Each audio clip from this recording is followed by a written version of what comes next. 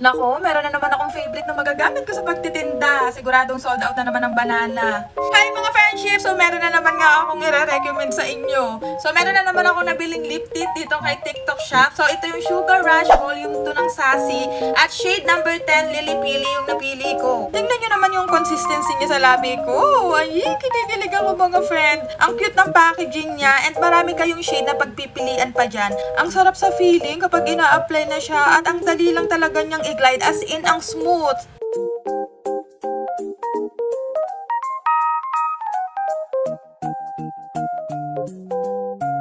So i-try natin mga friendship kung matatanggal siya kapag pinahira natin siya ng tissue.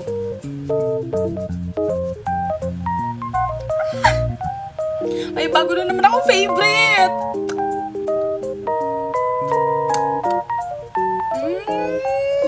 Iba ka, Sugar Rush ha. Iba ka. So, ano pang iniintay nyo mga friendship? Mag-check out na kayo habang may stock pa and also meron pa nung shade na gusto ninyo.